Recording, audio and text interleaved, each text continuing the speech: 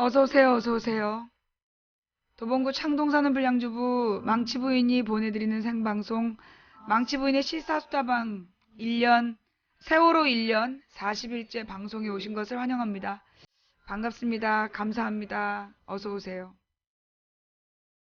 지금 여러분께서 듣고 계신 노래는 김광진이 부른 편지라는 노래입니다. 어서 오세요, 어서 오세요. 망치부인입니다. 네, 오늘이 제 생일이 맞습니다. 올해는 생일 축하를 너무 오래 받은 것 같아요. 일이 어떻게 된 거냐면 내가 음력 4월 9일이야. 근데 양력 4월 9일에 사람들 막 축하한다고 그러는 거예요. 그래갖고 내가 69년에 태어난 날을 생일로 이제 올려놨어. 그랬더니 이제 사람들이 전부 다 그날부터 생일 축하를 하는 거야. 아이, 내 감당이 안 되더라고요. 예. 오늘이 진짜 생일이에요. 예. 지난주부터 막 페이스북으로 생일상을 차려주시고 정말 난감했어요. 예. 근데 뭐 오늘 생일 아니에요 이러는 것도 좀 그래가지고 그냥 감사합니다로 받았더니 오늘까지 지금 일주일째 생일 축하를 받고 있어요. 후원해주신 여러분 대단히 감사합니다.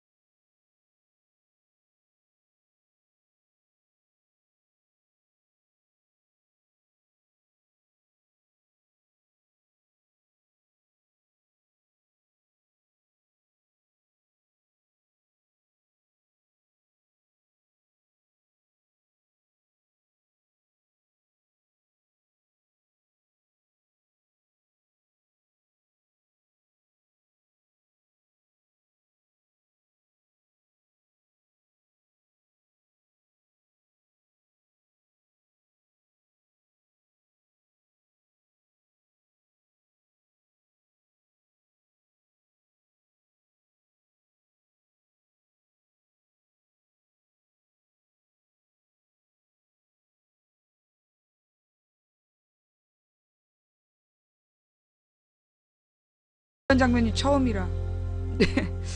어, 일단 후원해주신 모든 분들께 진심으로 진심으로 감사드립니다. 우리 망치부인 방송을 아껴주시고 사랑해주시는 모든 분들께 또 감사를 드립니다. 예. 많이 부족한 방송인데 그래도 아껴주시고 사랑해주셔서 진심으로 또 감사를 드리고요. 아, 이게 또 중계방이 생겼으니까 중계방으로 가야죠. 생일빵 가나요? 손 대봐, 어떻게 되나. 생일빵 한번 해봐. 어떻게 되나 한번 보게. 내가 요즘에 너무 서정적으로 잘해줬어. 어따 대고 생일빵이야? 너 한번 나한테 맞아볼래? 어? 아, 지난주부터, 아니, 그니까 이제, 지금 오신 분들께 다시 말씀을 드리면, 오늘이 이제 진짜 생일이 맞는데, 이 일이 어떻게 된 거냐면, 이제, 맨 처음에 페이스북 가입할 때 생일이 언제냐. 근데 이제 우리 집에서는 음력 생일을 세기 때문에, 그냥 이렇게 음력 생일을 썼어요. 근데 막 4월 달에 사람들이 막 생일 축하한다고 난리가 난 거야. 그래서, 아, 근데 오늘 생일이 아니라고 해서 생일을 바꿨어. 그러니까 5월 어느 날이었던 것 같아갖고 5월 말 언제로 그냥 바꾼 거야. 아무 의미 없는 날짜로. 그랬더니만 이제 지난주부터 뭐 어떤 분이 생일상을 차린 거야. 그래갖고 막 페이스북에서 생일 축하한다고 막 그러는데 오늘이 아니에요. 그럴 수가 없잖아. 그래서 아유, 일단 생일 근처니까 그냥 감사히 받았지. 예.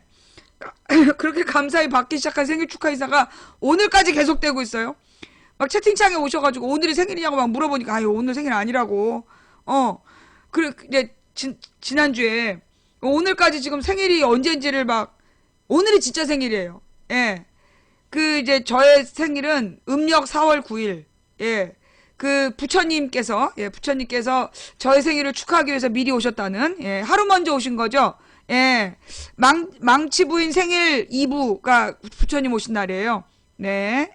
그래서 음력 4월 9일이 저의 생일인데 그 이게 뭐 생일이라 그래가지고 막 축하받고 그러니까 굉장히 어색해. 예. 근데 그런 적이 별로 없어가지고. 예. 아, 음력 8일이세요? 그 음력 4월 8일이면 4월 초파일 그 부처님 그 생신이시죠? 예. 오늘 팬가입해주신 분들께 감사드리면서 왜 팬가입들 하실까? 문득 걱정이 되는 이 분위기는 뭐지? 예. 아니, 왠지, 예. 아니, 왠지 뭔가 이렇게 그 다른 저기 오늘 무슨 뭐 여론 작업하려고 팬가입하고 그런 거 아니지? 네. 자, 일단 시청하러 달려와 주신 여러분께 진심으로 감사드리고요. 아, 현재 시청하고 계시는 1790분께 진심으로 감사드리면서 그런데 추천은 1290분이 하셨군요. 네, 역시 지금 현재 시간 500명이 추천 안 하고 버티고 계십니다. 네. 뭐 생일 축하한다고 막 말로 어떻게 대충 때우고 넘어갈 생각하면서 추천 안 하고 그러면 안 돼요. 예. 컴퓨터로 시청하신 님들은 지금 요 화면에 아프리카 TV라는 요 글씨 보이시죠? 예. 요 아프리카 TV. 그래서 이 E하고, 예, EEC 밑으로 쭉 내려가시면 엄지손가락이 보여요. 그걸 딱 누르시면 그게 추천이 되는 겁니다. 그리고 이제 모바일로 보시는 분들은 이렇게 이제 화면을 딱 터치하면 오른쪽 위쪽으로 엄지손가락이 나오니까 그거를 딱 만지시면 돼요. 예. 추천해주신 여러분께 진심으로 감사드리고, 추천 안 하고 보고 계시는, 여전히 지금 추천 안 하고 버티는, 예, 이 400명께는, 네, 녹색 설사의 저주를 내리노라. 새반스 갈아입은 날, 녹색 설사할지어다. 아니면, 사랑하는 님과 분가분가 하는 날, 녹색 설사할지어다. 예. 자, 이런 저주를 받고 싶지 않으면 빨리 추천들 하고 보세요. 네. 네. 음력 생일 좋은 날? 나의 사주가 별로 안 좋대. 나의 그 사주가, 옛날에 이제 우리 어머니께서, 그러니까 사주가 뭐냐 하면, 그 태어난 날, 그러니까 태어난 연도, 그 다음에 태어난 월, 일, 시, 요 네 가지를 따져가지고, 그 사람의 일생을 이렇게 그 점쳐보는 게 사주잖아요. 예측해보는 게. 그 이제 이게 동양 철학인데, 그러니까 동양에서 그러니까 소위 음양학이라 그러잖아요. 예, 주역? 예, 주역이라고도 하죠. 근데 이제 이 음양학하고 주역이 다른가? 이게 주역이라는 게 뭐냐 하면, 결국 이제 그 사람의 그러니까 이게 통계학의 일종의, 예, 소위 우리 그 동양에서 이야기하는 이 소위 사주 팔자라는 게 있잖아요. 사주 팔자라는 게 그게 일종의 통계학인 거야. 뭐 어떤 통계학이냐? 그러니까 그 사람이 그 태어난 날, 태어날 때를 가지고 그 사람의 운명을 점쳐보는 거예요. 그럼 이제 이 사람이 태어난 때를 가지고 어떻게 운명을 점치느냐? 뭐 간단한 거죠. 일단 이게 자연환경하고 연관되어 있는 거예요. 가령 이제 봄에 태어난 애들은 먹을 게 풍부하잖아. 봄에 태어난 애들은 먹을 게 풍부하기 때문에 이렇게 좀 신체가 건강한 애들이 많아요. 예, 신체가 좀 키 크고 막 커 애들이 주로. 그리고 좀 뭐라 그러나 그러니까 가을에 태어난 애들은 그 옛날 농경 사회에서는 부모들이 농사를 안 짓고 집안에 들어앉아 있으니까 애를 많이 잘 봐준단 말이야. 겨울에 태어난 애들은 좀 똘똘하고 뭐 그런 면이 있는 거죠. 그게 이제 이 자연환경 그리고 뭐라 그러나 태어났을 때 그 좀 날이 따뜻하고 그래서 주로 바깥에 막 돌아다니고 이랬던 애들은 좀 이제 사회성이 좀 좋고 그래서 봄에 태어난 애들이 전반적으로 좀 등치가 크고 사회성이 좋고 좀 그래요. 그리고 이제 주로 겨울에 태어난 애들이 좀 똘똘한데 내성적인 성격들이 좀 많고, 예. 그런 게 이제 그 태어난 그 때가 주는, 그러니까 자연의 때가 주는 그 통계학을 모아놓은 게 소위 동양의 사주팔자라는 거거든요. 예. 그러니까 이제 그 소위 동양에서 이야기하는 사주라는 게 그게 뭐라 그러나 통계적으로 그렇더라 뭐 이런 거예요. 그러니까 이제 그게 근거가 전혀 없는 건 아니라고 보겠죠. 그죠? 그 다음에 이제 이 별자리, 그러니까 보통 이제 요게 점성수라고도 통해. 그래서 이제 별자리를 가지고, 그러니까 이 별자리는 어떤 원리냐면 결국 이제 별과 별의 위치가 자연현상에 영향을 미친다는 거죠. 가령 달이 굉장히 가까워 있을 때는 그 이 물이 달 쪽으로 많이 빨려 들어간다. 뭐 이제 그런 거. 그런 자연환경 속에서 태어난 아이들은 영향을 받는다. 뭐 이런 거죠. 그리고 그러니까 저 같은 경우에는 되게 물과 돌의 기운을 되게 민감하게 타는 스타일이에요. 그래서 어느 곳을 갔는데 가령 이제 무슨 캠핑장 같은 데 갔다. 근데 캠핑장에 이 강가에 있다. 잠을 못 자. 이게 물가에 있는 캠핑장에 가서는 잠을 잘 못 자고 그 다음에 그 뭐라 그러나 암맥이라 그러죠. 돌에 그 암맥이 이렇게 흐르는 데 가면 또 잠을 못 자. 왜냐면 막 심장이 막 압박감을 느껴. 그러니까 이제 나 같은 사람은 수맥이 흐르는 곳에 가면 절대로 안 되는 그런 스타일이죠. 예. 그러니까 이제 저 같은 경우에는 좀 그런 좀 스타일이고 그리고 이제 심지어 어느 지역을 가면 그 지역의 기운이 느껴지는 거야. 여기는 너무나 이렇게 좀 뭐라 하나 어둡고 습한 기운이 강하다. 그 어둡고 습한 지역에서 사는 사람들은 기본적으로 그 성격이 별로 안 좋아요. 지역이 좀 어둡고 습한 지역이 있어. 그럼 그 어둡고 습한 지역에서는 좀 이렇게 그 사람들의 성향이 되게 어두워. 그래서 그 지역에서 뭘 해도 안 좋아. 근데 이렇게 좀 양지 바르고 햇볕이 많이 드는 곳에서는 사람들의 이렇게 성격이 좀 밝은 편이에요. 예. 좀 밝아가지고 그런 사람들은 뭔가 긍정적인 면이 강해. 그러니까 이제 뭐든지 열심히 도전하고 이제 그런 스타일이 있는. 그래서 이게 결국은 동양에서 이야기하는 사람의 운세라는 게 막연한 게 아니라 어떤 그 사람이 태어난 지역, 그 사람이 태어난 때 이걸 가지고 통계적으로 이 정도에 태어난 사람들이 이러이러한 성격을 갖더라라는 거죠. 근데 그게 절대적이질 않아. 그게 절대적이진 않아요. 그럼 똑같은 데 태어난 사람이 다 똑같은 운명을 사냐? 그렇지가 않잖아. 그러면 뭐냐? 결국은 이게 소위 그래서 나온 게 궁합이라는 거죠. 그러니까 이 궁합이라는 건 뭐냐면 그 사람이 태어난 어떤 기본적인 성향이 있어. 근데 그 기본적인 성향의 사람이 누구한테 태어났느냐? 즉 부모하고 형제들이 어떤 환경이냐? 그래서 이제 그 부모하고 형제들하고 이게 궁합이 맞는 게 있고 안 맞는 게 있어요. 그래서 결국은 그 다음에 나중에 배우자를 만나죠. 배우자하고 이게 맞느냐. 이게 또 되게 중요하단 말이야. 이렇게 얘기하니까 망치 부인이 꼭 무슨 점쟁이 같죠? 예, 저 개신교 신자예요. 개신교 신자지만 저는 이 동양의 그 음양오행설을 전 학문으로서 인정해요. 예, 동양의 음양오행설을 학문으로 인정하는 사람인데 그리고 그거는 통계학이다. 이게 사실 이게 동양의 철학이요. 엄청난 철학이에요. 예. 동양의 사상이 정말 어마어마한 철학이야. 이게 기원전 1000년 정도에 이미 모든 뭐라 그러나 제도가 완성이 되어 있었던 때이기 때문에 이 동양의 철학은 참 깊이가 있는 철학이라는 거죠. 그리고 많은 사람들의 숫자를 통해서 경험을 쌓고 사계절이 뚜렷한 자연환경 속에서 많은 자연과학적인 그 관찰과 그냥 많은 사람들의 경험이 축적된 그게 동양의 학문이고 철학이기 때문에 이 동양의 학문은 볼수록 재미있는 것 같아요. 근데 이제 나의 사주와 팔자에 관한 그리고 궁합에 관한 웃긴 얘기가 있어. 그러니까 우리 엄마가 옛날에 내 사주를 본 거야. 그러니까 교회 다니기 전에. 근데 내 사주가 그렇게 안 좋았대요. 되게 평생 골골하고 잔병 치레를 많이 하면서 되게 위태위태한 삶을 산다. 그 내가 사실은 어렸을 때 무병이라고 그러죠. 이 원인을 모르고 그냥 걷지 못하는 병에 걸렸었어.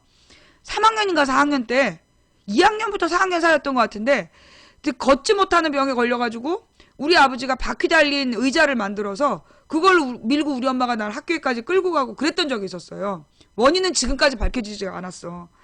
그러면서 그런 성향이 있는 걸 우리 엄마가 알고 그때부터 이제 우리 엄마 이제 교회를 다니신 거예요. 그보다 더 어렸을 때였나? 내 6살인가 7살 때 그 복학을 따는 할머니라는 사람들이 있었어. 그게 뭐냐면 일단 민간요법을 하는 그러니까 주술사 할머니 같은 그런 사람들이었는데 동네 아이들은 그 할머니를 막 마녀라고 부르면서 되게 무서워했죠. 마귀 할멈이라고. 근데 이제 그 마귀 할멈이 뜬 날 애들이 몽땅 뛰다가 내가 딱 넘어졌어. 근데 이 할머니가 넘어진 나한테 다가오는 거야. 애들 다 도망가고. 내 손을 딱 보더니 그 손에 이제 흙이 묻어있으니까 침을 뱉어갖고 흙을 털어내면서 내 손금을 보더니 무당이 되겠군 이러는 거야. 그래서 내가 어린 시절 모르니까 우리 엄마한테 가갖고 엄마 무당이 뭐야? 복학단 할머니가 나한테 무당 된다 했더니 우리 엄마가 소금을 막 갖다 뿌리는 거야. 대문간에다 소금을 막 뿌리면서 신경질 냈더니 그날부터 교회를 가셨어요. 우리 엄마 그날부터 교회를 다니신 거야. 그리고 돌아가실 때까지 나를 놓고 기도를 하셨어. 돌아가실 때까지 정말 나를 두고 날마다 내가 무당 될까봐 진짜 기도를 열심히 하신 거야. 우리 언니가 그러니까 목사님하고 결혼을 하고, 예. 그래서 이제 우리 언니가 또 날 구해주고, 그래서 우리 엄마하고 우리 언니가 날 위해서 기도를 참 많이 해주셨어요. 그래서 내가 이제 지금 이렇게 살고 있는 거지. 근데 우리 엄마가 아니야. 그리고 이제 우리 시어머니가 나의 사주를 본 거야. 사주를 봤더니 이 사주가 굉장히 이 사람은 험한 사람이다. 굉장히 막 어디 정착을 못하고 계속 떠도는 사람이다. 그래서 나의 사주가 굉장히 보통 사주가 아니다. 그러니까 편안한 부인의 사주가 아니라고. 그래서 사주가 안 좋다 그랬다는 거야. 우리 어머님이 이제 결사 반대를 하려는 굳은 결심을 갖고 딱 일어나려는데 그 점쟁이 아저씨가 우리 신랑의 사주를 딱 넣어보더니 근데 이 여자가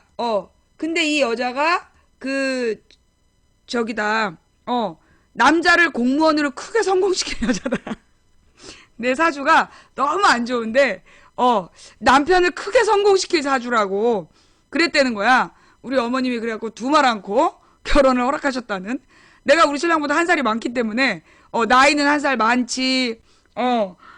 그래가지고 이제 우리 어머니는 이제 반대를 하셨다가 이게 내가 신랑을 성공시킬 팔자라는 얘기를 듣고 우리 어머님이 궁합이라는 얘기를 듣고 어머님이 이제 적극 찬성하셨다는 그런 전설이 있죠. 우리 어머님 지금까지도 나에 대해서는 굉장히 이렇게 좋게 생각하셔.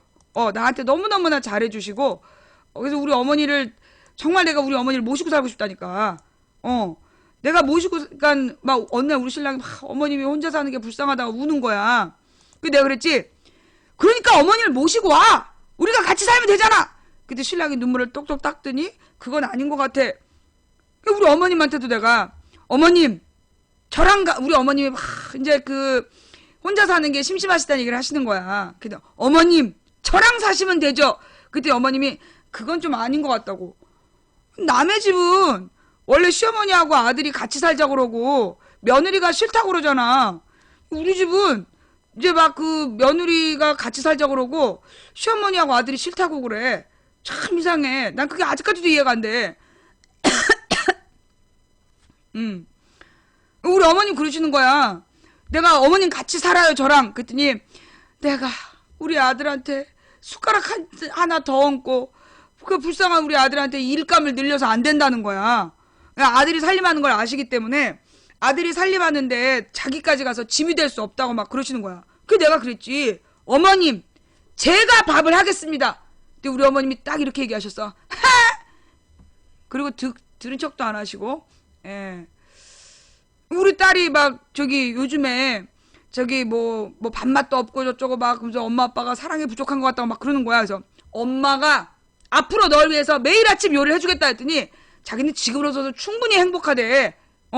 자기는 지금도 넘치는 사랑을 감당할 수가 없다 그러면서 왜들 그러는 거야? 아니 내가 뭐 이렇게 내가 아직까지 나의 음식을 먹고 죽은 사람은 없어. 부상자는 있었지만 죽은 사람은 없는 거야. 그리고 무엇보다 나의 음식은 영혼을 치유하는 치유의 능력 있는 음식이에요. 내가 얘기했잖아. 우리 조카가 막 한참 사고치고 중학교 때 막 엄마하고 쌈박질을 가출했어. 우리 집에 와 있었던 거야. 내가 우리 조카를 세워놓고 내가 이탈리아로 가는 꿈이라는 요리를 해준 거지. 그 요리가 한 2시간 걸렸는데 그 2시간짜리 요리를 다 하는 동안에 이미 이 녀석이 진심으로 회개하는 마음이 들어서 엄마하고 막 문자로 막 40통씩 주고받으면서 화해 다 하고 엄마더러 데리러 오라 그래서 엄마가 데리고 갔어요. 나의 요리는 이 방황하는 청소년을 어머니의 품으로 돌려보내는 치유의 능력이 있는 요리야. 우리 딸도 뭐 이렇게 요즘에 그 공부하기가 힘들다 하면서 막 서운하다는 얘기를 해. 섭섭하다. 엄마가 앞으로 정성껏 요리를 해주마. 그러면 애가 갑자기 자기는 요즘에 공부가 너무 잘 된대. 세상에서 공부가 제일 쉬웠어요. 막 이러면서 방으로 도망가. 나의 음식은 단지 내가 음식을 하려는 마음만 먹어도 이 방황하는 청소년들로 하여금 제자리를 찾게 만드는 안 믿지? 왜들 그래? 그 이상하게 생각하지 말어.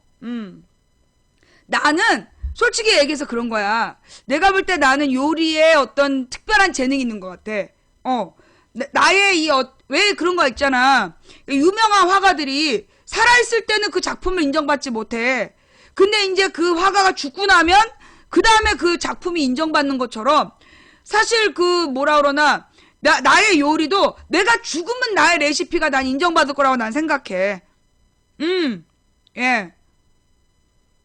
그러니까 내가 요리를 못하는 게 아니야. 내 딱 2가지만 못해. 2가지만. 불하고 물 조절. 불하고 물 조절 빼놓고는 내가 잘한단 말이야. 얼마나 풍부한 아이디어. 그 다음에 이 절대 미각.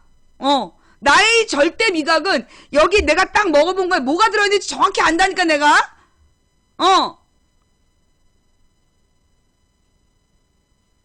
그게 생명인데? 뭐가 생명인데? 물하고 불이? 그래? 물하고 불이 제일 중요한 거야? 그게 좀 문제구나. 뭐?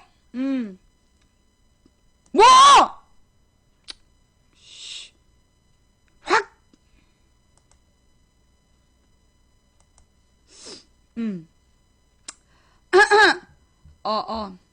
자, 요리가 불의 예술이야? 아니, 내가 정말 이 요리를 할 때 불을 두려워하지 않아. 근데 왜 까매지는 거지? 왜 중국 텔레비 보면 중국 요리하는 사람들이 막 이렇게 후라이팬에 불 지르고 막 그러잖아. 근데 왜 그 사람들 거 안 타는데 내 것만 까매지지? 그게 아직 풀리지 않는 미스테리야. 내 요리에는 몇 가지 미스테리가 있을 뿐이야. 내가 그것만 풀면 내가 진짜 21세기 지구의 요리의 지평을 바꿀 사람이야 내가. 우리 조카 그 지지배가 어느 날 이모는 어떻게 피자를 데우면서 태워요? 내가 태운 게 아니야. 전자레인지가 태운 거지. 그놈의 지지배가 참 이상해. 왜 멀쩡하다가 내가 하면 안 되지? 예. 정말이에요. 망치부인 요리방송 보고 나서 식욕이 사라졌어요. 내가 뭘 어쨌다고? 아니 다 요즘에 유행하는 레시피라며. 나는 그거 유행하는지도 몰랐어. 채소에다가 매실액하고 내가 그때 뭘 넣었지? 매실액하고 뭔가 식초 비슷한 걸 넣었는데? 그게 유행, 레몬차. 왜 그걸 보고 식욕이 떨어져? 참 이상한 사람들이야. 근데 내가 봐도, 남 주면 안 될 것 같아. 내가 요즘에 몰래 요리해갖고, 신랑이랑 따르기 전에 혼자 먹느라고, 이상해. 신랑이랑 딸이 오기 전에 일단 그 사고를 수습하느라고,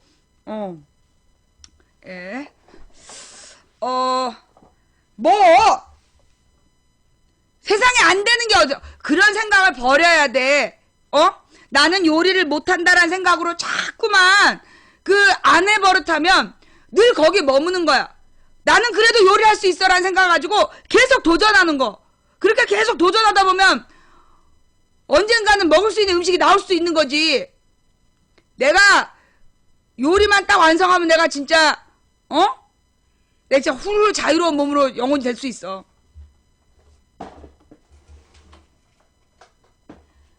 내가 우리 신랑한테 밥 얻어 먹으면서 온갖 서름을 다 당하고 내가 우리 신랑한테 내가 그 얘기 있잖아. 햇반 얘기. 신랑한테 밥을 얻어 먹는데 어느 날 신랑이 내가 먹고 싶은 거 안 해주고 자기가 먹이고 싶은 것만 먹이는 거야. 근데 너무나 화가 났지. 아니 뭔가 할 때 뭐가 화가 났어. 그래가지고 이제 신랑이 주는 밥을 안 먹으려고 이제 작정을 했는데 그때 마침 햇반이라는 게 처음 나온 거야. 그래갖고 내가 냅다 슈퍼로 달려가서 햇반을 샀지. 햇반을 사가지고 이제 신랑이 오기만 기다린 거야. 신랑이 딱 왔어. 신랑이 딱 와갖고 내가 신랑이 뭘 해줄까 이러는 거야. 나 이제 당신이 해주는 밥 안 먹어. 전자레인지에 딱 햇반을 넣고 돌렸는데 조금 있다가 터지더라고.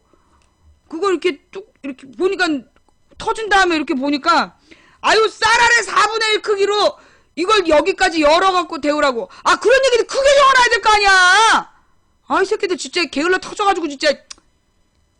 그래가지고 그때 전자레인지 접시 깨먹고 돌돌 돌아가는 접시 있잖아. 그거 깨먹고서는 이제 우리 신랑이 전자레인지를 닦으면서 나를 바라보던 그 눈빛. 내가 그 뒤로 다시 햇반 안 먹어 내가. 나는 진짜 햇반은 입에도 안 댄 사람이야. 내 자존심 상해가지고. 그 다음에 이제 밥솥 사건.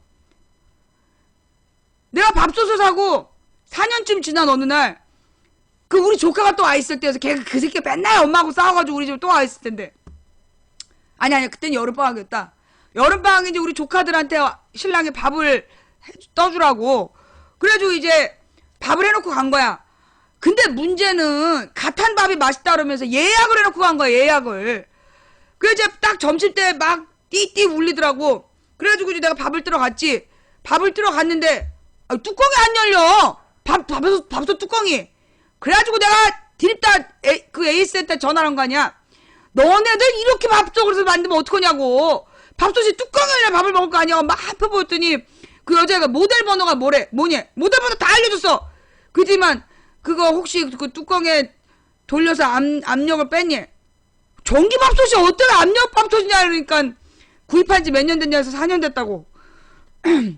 압력밥솥이더라고. 난 진짜 전기밥솥이 압력되는 거 그날 처음 알았어. 그 신랑이 샀기 때문에. 그래가지고 이제 그 압력 그래가지고 내가 조용히 끊었단 말이야. 근데 그 못되기 집에 다음날 우리 신랑한테 전화를 한 거야. 그래가지고 어저께 그 밥솥 뚜껑 안 열린 것 때문에 전화하신 거 해피콜. 그 해피콜 그 나쁜 년이 그 전화했는데 그걸 또 신랑이 받았어. 내가 진짜 우리 신랑이 죄송하다고 끊은 다음에 그 다음부터는 예약 안 해. 예약 취소 안 하고 밥 해가지고 꼭 이렇게 딱 뚜껑 덮어서 넣고 가. 내가 전자레인지에 돌돌 돌려만 먹어. 미리 얘기를 해줘야 될 거 아니야.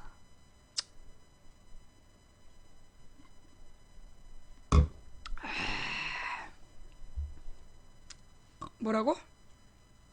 웃다가 점심을 왜? 내 이 얘기 몇 번 했는데.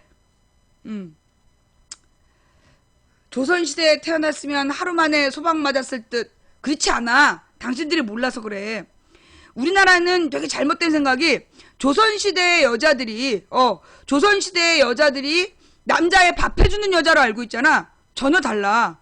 그리고 여러분들 지금 5만원짜리 아줌마 5만원짜리에 나와있는 신사임당이 굉장히 막 그 남편을 위해서 희생하고 헌신한 여자로 알고 있잖아. 그것도 잘못된 거야.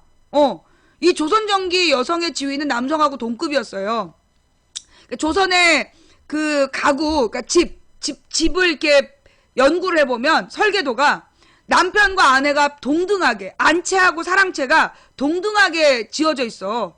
그리고 안채하고 사랑채가 분명히 경계를 나누고 있고, 그러면서 이 아내라는 말이 무슨 뜻인지 알아요? 집안의 해란 뜻이야.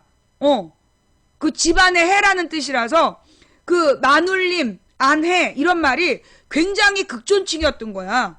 이 조선시대의 그 여성들을요, 함부로 말하지 않았어요. 상놈들도, 소위 뭐 농민들도 아내한테 반말하지 않았어. 임자, 뭐뭐 하게나, 하신가 이렇게 했지.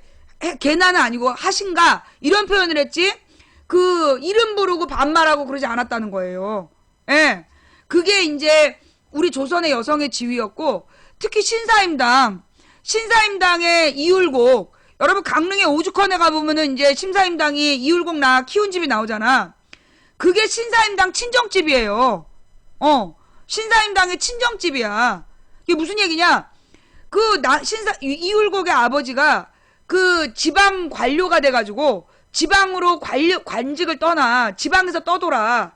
그러면 이제 그 당시에 본가가 한양에 있어서 수도권에 서울 경기 지방에 이율곡 그 할아버지 할머니 집에 있었단 말이야. 그런데 그 당시에 할머니만 있었던 걸로 알아. 그러니까 이율곡의 할머니하고 할아버지가 집에 있었던가 할머니만 계시던가 그랬는데, 이 신사임당이 우리가 알고 있기에는 남편이 지방관으로 가면 그 이 여자는 부모님을 막 봉양하면서 집에 있어야 되는 걸로 알고 있잖아. 안 그랬다니까? 딱 친정집으로 가버렸어. 친정집으로 가서 친정에서 이율곡을 낳아서 키운 거야. 막 그림 그리고 씻으면서. 그래서 이 신사임당이 막 그걸 뭐라 그래. 하여튼 시키는 대로 남편의 심부름만 하고 남편이 시키는 대로 집안에만 있고 그런 여자로 착각하면 안 돼. 그래서 일부 종사는 한 남편에게 섬긴다는 얘기고, 그래서 이제 그 신사임당에 대한 오해를 버려야 돼요. 근데 우리나라는 막 그 신사임당을 현모양처의 기본이라고 가르치면서, 사실 현모양처라는 게 뭐냐? 현모양처라는 게 뭐냐? 지혜로운 어머니, 좋은 아내란 뜻이에요. 그러면 우리는 현모양처를 밥 잘하고 살림 잘하면 현모양처인 줄 아는 거야. 아니라는 거지. 지혜로운 어머니가 현모양처의 대표가 신사임당인데, 신사임당의 신사임당이 자기 남편 따라서 가서 막 고생을 한 것도 아니고, 남편이 집을 비웠을 때 시부모를 모시면서 봉양을 한 것도 아니고, 자기 친정집에 딱 가가지고 자식을 낳아서 자식을 자유롭게 공부시키면서 자기도 그림 그리고 시 쓰고 굉장히 자유로운 삶을 산 여자예요. 그러니까 우리가 그 현모양처에 대한 신사임당이 현모양처라면 현모양처의 개념이 뭔지 분명히 알아야 되는 거야. 남편에게 굉장히 막 이렇게 순종적인 여자를 현모양처로 하는 건 잘못된 거야. 그래서 우리 남편이 하는 말이 그거 아니야. 내가 현모양처라고. 이 부분이 이제 채팅창이 싸늘해지는 부분이야. 이제 우리 신랑이 늘 주장하기를 내가 현모양처다. 벌써 또 크크크 나오지. 왜 점 찍어? 왜? 우리 신랑이 나더러 현모양처라는데 당신들이 뭔데 크크거려? 신랑이 하는 말이 그거야. 당신이 살림만 못하지, 다른 모든 면에서 뛰어나다. 직업이 뭐냐고 묻는 새끼들이 진짜 찝새들이야. 내가 직업이 뭐냐고 물으면 내가 주부라고 그러면서 내가 얼마나 민망하겠어. 근데 물론 나의 직업은 주부가 아니야. 일반 주부는. 나는 일반 주부는 아니고 불량주부. 불량주부. 그 다음에 이제 국세청은 나를 그 방송인으로 대우해. 그래가지고 이제 세금을 악착같이 뜯어가지. 법원에서는 나를 영향력 있는 언론인이라고 얘기했어. 그래서 법원 지정 영향력 있는 언론인, 국세청 지정 방송인, 신랑 지정 현모양처, 그 다음에 부업 배우. 내가 이렇게 그 영화 출연도 한 사람이야, 내가. 여배우, 여자인 배우, 요즘에 여자 사람, 남자 사람 이런 게 유행하다며. 여자인 배우. 내가 이 데뷔작도 있는 사람이야, 데뷔작도. 남영동 1985에 보면 자막에 내 이름도 올라가. 그냥 엑스트라, 뭐 시민원 이런 거 아니야, 내가. 국무회의에 참여하는 무슨 차관이었어. 내가 딱 그 작품을 찍을 때 말이야. 이 감독아, 정정 감독하고 이게 작품에 대한 해석이 틀려가지고, 달라가지고, 우리가 마찰이 있었잖아. 그거 알아? 나 때문에 촬영이 3번이나 중단됐어. 다 안 믿는데, 일단 내가 이제, 나는 작품의 해석을 어떻게 했느냐, 해석을. 내가 차관이야. 내가 차관이면, 이렇게 국무회의 중에, 막 이렇게 자료도 찾아보고, 그리고 이렇게 메모도 하고 그래야 되잖아. 그리고 내가 고개를 숙이고 막 필기를 하고 있는데, 커트! 그러더니만, 그 감독님이, 얼굴을 보여달라고, 얼굴 들고 있으라는 거야. 아니, 이게 차장이 돼가지고, 이제 저기 뭐예요? 이게 다 받아 적어야 될 거 아니야. 근데 거기서 일단 좀 작품의 해석의 차이가 있었지만, 내가 이제 감독님을 존중하니까 내가 이제 받아들였어. 그 다음, 나는 내 앞에 있는 장관의 뒤에 앉아있는 차관이니까, 나는 그렇게 생각했지. 내 앞에 있는 장관에게 집중하고, 우리 장관이 나에게 필요하면 내가 그 차관으로서 어떤 자료를 줄 그런 마음의 준비를 하고 딱 있었는데, 또 다시 커트 그러는 거야. 그러면서 이제 그 말하고 있는 배우를 봐라. 아니 뭐 나한 사람 안 볼 수도 있지. 그걸 꼭 봐야 된다고. 그러니까 이게 그 국무회의에 그 참여한 차관의 심정을 그 정지영 감독은 이해를 못 하더라고. 근데 거기에서 좀 작품에 대한 해설의 차이가 좀 있어가지고, 그 다음 또 한 번 뭐 커트가 됐는데. 하여튼, 그래가지고 3번만인가 4번 만에 간신히 이제 통과가 된 거야. 그래갖고 이제 그다음부터 내가 영화를 함부로 선택할 수가 없더라고. 이게 아무래도 이렇게 감독하고 이렇게 좀 그 철학이 맞아야 돼. 세상을 보는 세계관이 맞아야 된다 그럴까? 뭐 의견이 좀 일치가 돼야, 그래야 이렇게 작품을 그 해석하는 데 있어서 분란이 없고 좀 영화가 아름답게 진행되는 거 아닐까? 물론 이제 내가 여배우로서 밥차를 내고 싶은데 이제 내가 밥차를 낼 돈은 없고, 내가 직접 밥을 해줄 마음이 있단 말이야.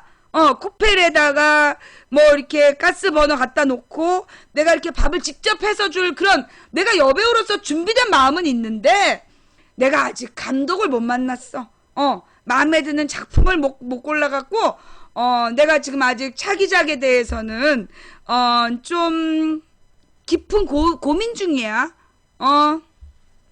맞아. 그때는 나한테 대본도 안 줬다니까. 무슨 작품에 출연 제안을 하면서 작품에 대본도 안 주고 말이야. 그냥 정장 입고 오라고. 정말 그러면 안 된다고 봐. 우선 내가 다음번에는 시나리오를 다 검토해보고 이 작가와 또 이 감독님의 세계관에 대해서 점검을 좀 해본 다음에 어떤 영혼이 이렇게 그 통하는 느낌이 있는 작품을 해보려고 내가 지금 함부로 작품 고르지 않고 있어요.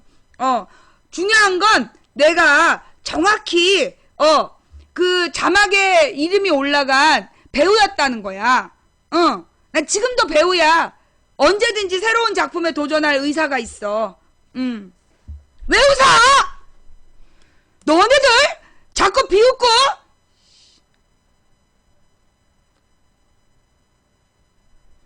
대사가 있어야 대본을 주지. 그게 문제야. 이게 전반적으로 이 그 작품을 이해해야지 엑스트라도 엑스트라의 자기 역할 다 할 수 있는 거야. 대본도 안 주고 무슨 배우라라고 그래. 그리고 내가 그 대사 따위는 없는 어떤 내면 연기를 한 거지. 대사가 없어서 대본 안 준 건 아니야. 내면 연기한 거. 내면 연기. 어떤 그 깊은 곳에서 우러나오는 아우라?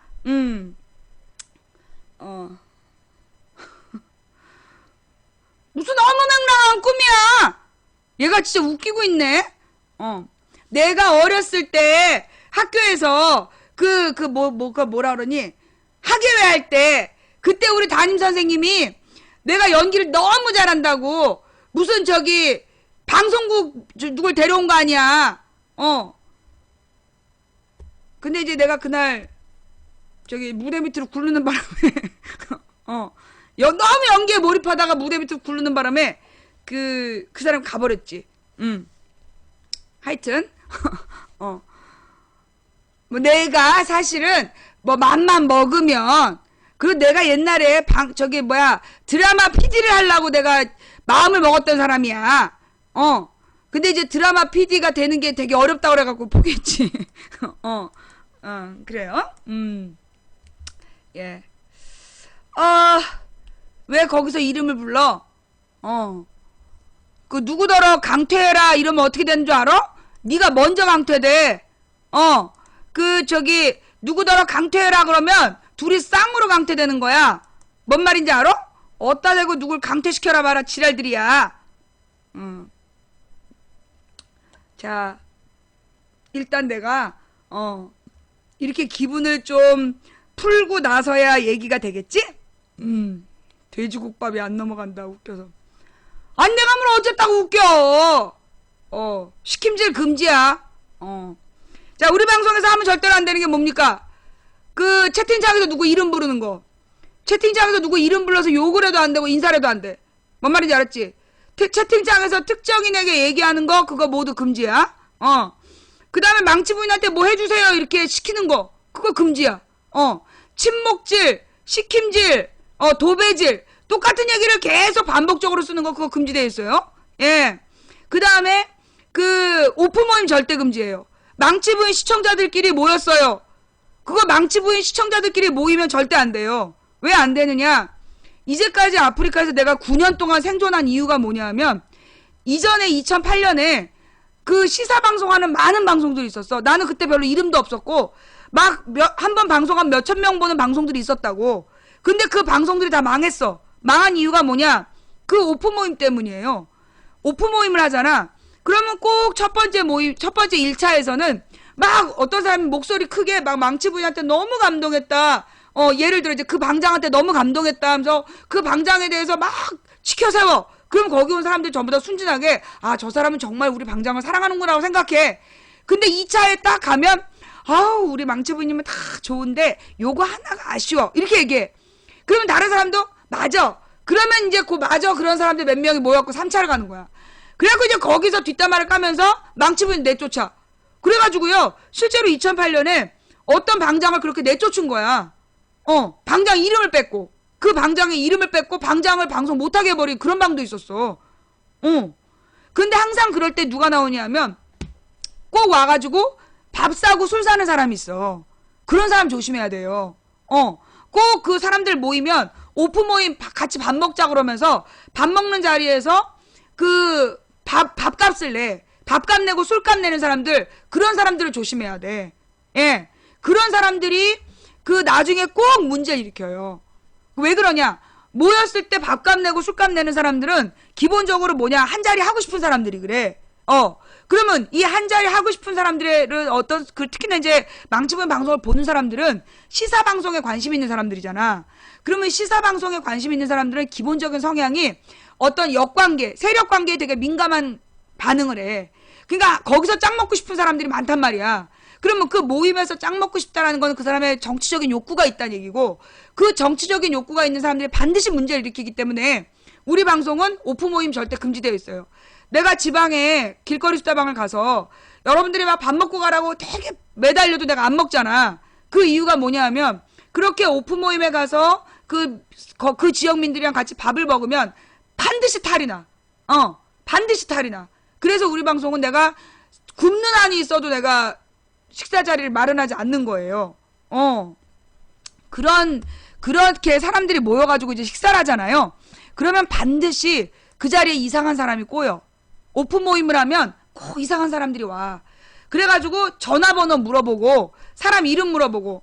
여러분 그때 절대 서로 전화번호 이름 교환하면 안 돼.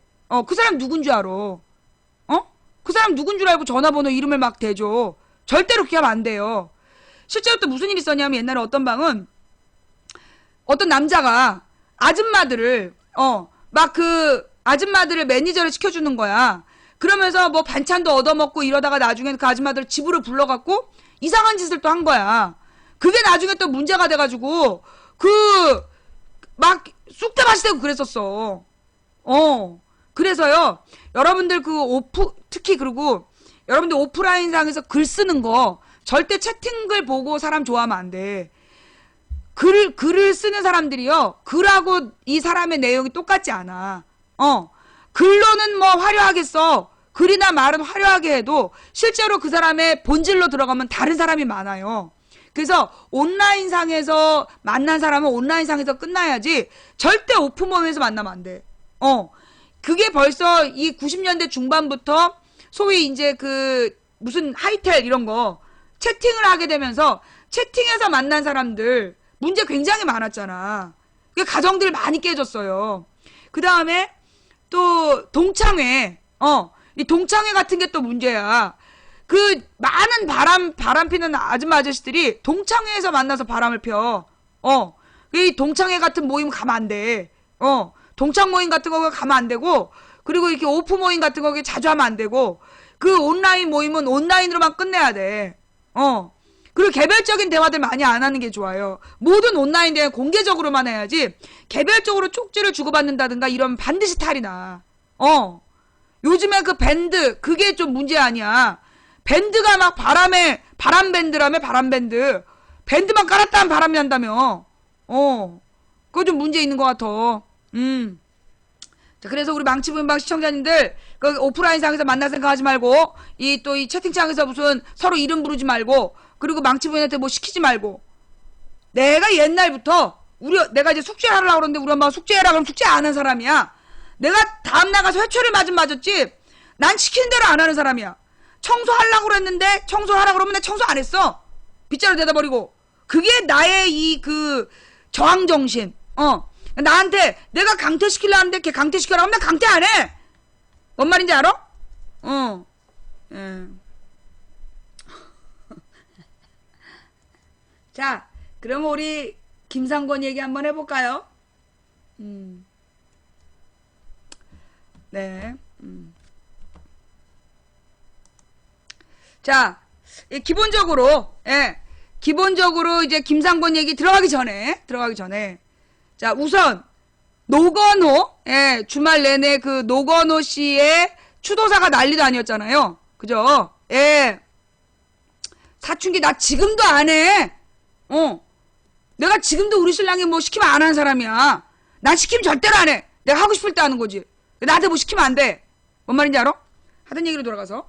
이 노건호 씨의 추도사를 가지고 뭐 난리가 났었어. 주말에. 그죠? 일단은 뭐 그 아들이 얘기한 걸 보고 막 친노라고 막 욕을 했더라고.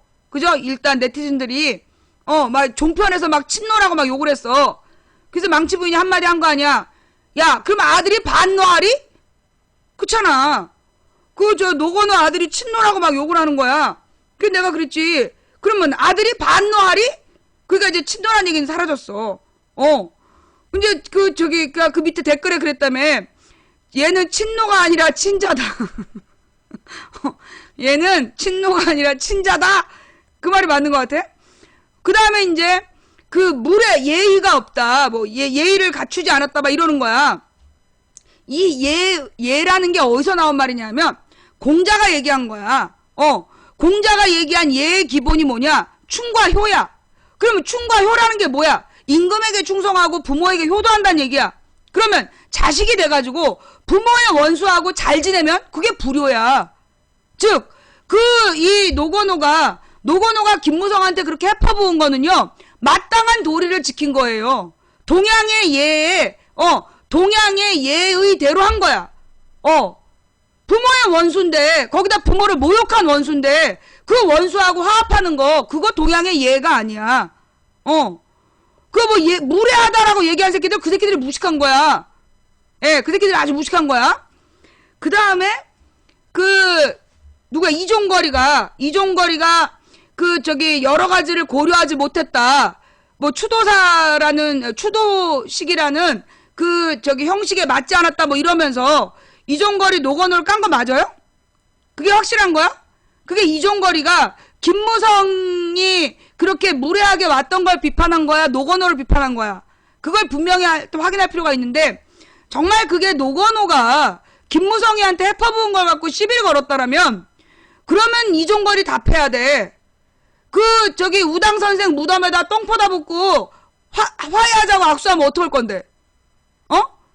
우당 선생 묘소에다가 맨날 뻑하면 할아버지 얼굴 팔어.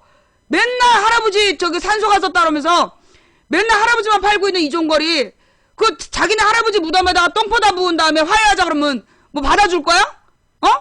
그럼 우리 돌아가면서 똥 한 바가지 퍼다 부을까? 그 다음에 미안해 사과하면 받아줄 거야? 무엇보다 김무성이는 사과도 안 했어. 노무현이 NLL을 팔았다고 그 동영상 좀 찾아와. 김무성이 노무현이 NLL을 팔았다라고 그 빗속에서 줄줄 읊었던 그 동영상 그거 한번 읽어봐. 그거 봐봐.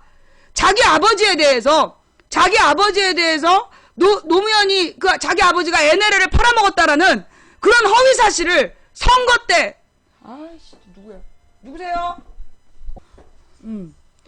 그 동영상 한번 갖고 와봐. 김무성이가 2012년 대선 때 그때 줄줄 읊었던 동영상. 그 다음 그 거짓말이었잖아요. 그 다음에 뭘 갖고 오냐면 경향신문에 나온 김장수 인터뷰, 김장수의 주장, 노무현 대통령 덕분에 NL을 지켰다는 그 기사 두 개 봐봐. 그러면 김무성은 대선에 이겨야 되겠다는 욕심으로 자기 아버지에 대해서 허위사실을 유포했어. 명백한 허위사실을. 그러면 선거 때 허위사실을 유포해서 선거에 영향을 미치려고 한 행위를 뭐라 그러느냐? 허위사실로 후보를 비방한 죄. 그래서 이거는 징역 8개월형이야. 그럼 김무성은 국회의원 배지도 떼야 되는 상황이라고 지금. 10년 동안 출마도 못하는 상황이야.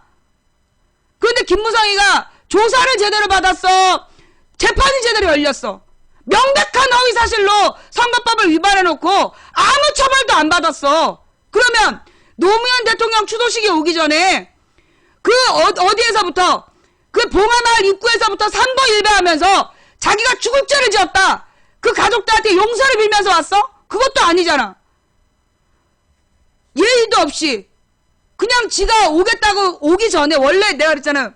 당대표가 오면 당대표는 의전 대상이야. 어느 공당의 대표가 오면 의전 대상이고 미리 온다라는 걸 얘기해서 자리도 잡아야 되고 경호를 어떻게 할 것인가도 얘기하고 불상사가 일어나지 않도록 조치를 하게 되어 있어.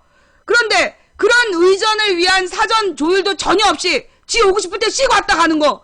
그런 놈한테 욕하는 건 당연한 거지. 부모가 자식이 돼가지고 부모에 대해서 그렇게 허위사실로 명예를 더럽힌 놈한테 환대하는 것은 예의가 아니야. 그건 불효야. 있을 수 없는 일이라고.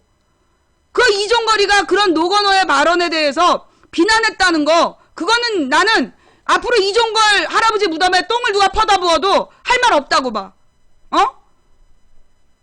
아니 자식된 도리로 자기 아버지에 대해서 허위사실 유포한 놈한테 그 정도면 예의를 지켰지.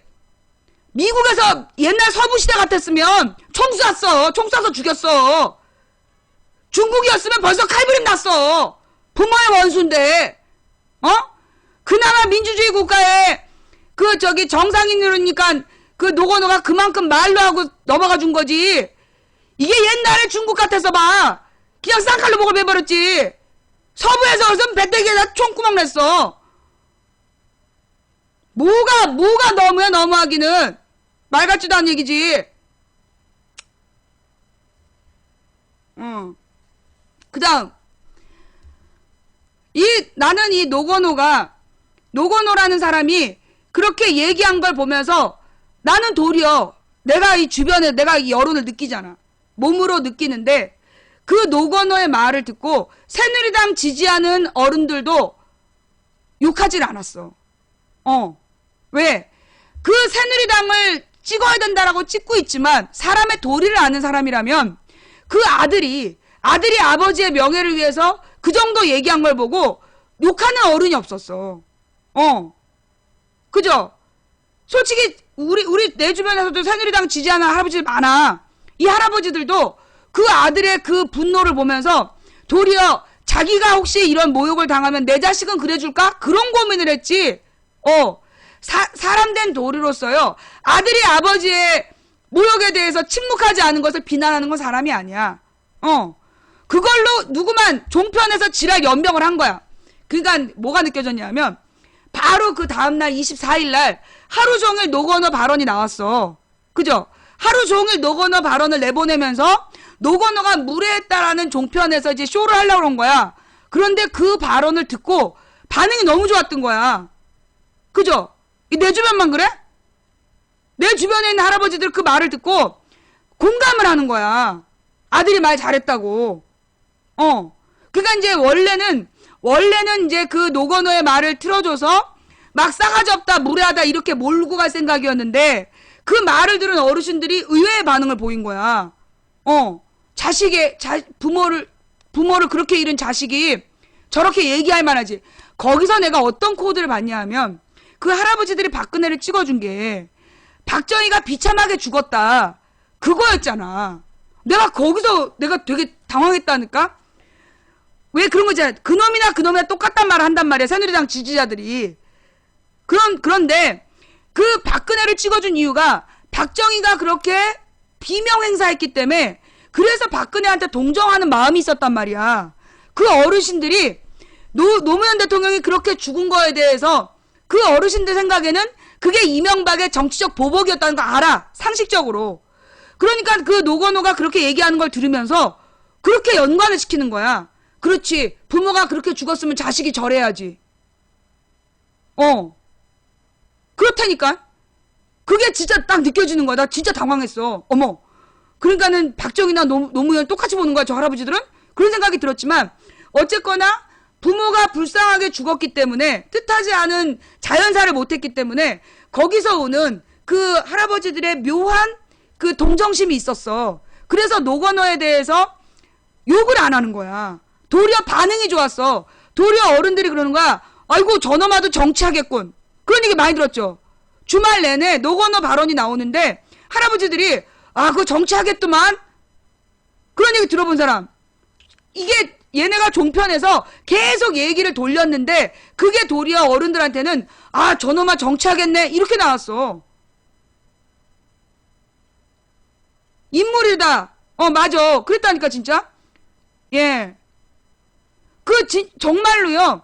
사람들이 노건어를 욕하는 게 아니라 노건어의 발언을 듣고 일반 대중의 정서는 시원하다.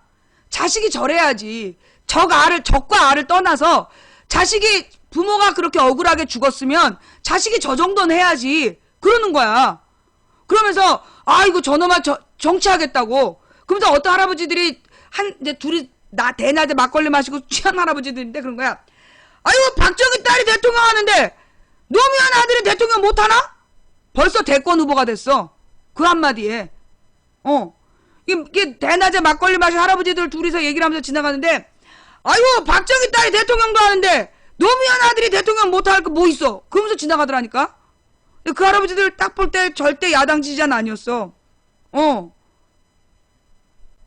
그런 얘기 자기도 들었다. 그런 얘기 자기도 들었다. 박정희 딸이 대통령 하는데 노무현 아들이 못할 거 뭐 있냐 이런 얘기 하는 거 들었다. 여기저기서 그랬지. 거봐. 노건어 동영상 돌려가지고 종편 저거 역풍 불었어. 이런 미친년? 왜 박근혜한테 하려고 여기 와서 하고 그래. 그런 얘기 여러 군데서 들었죠.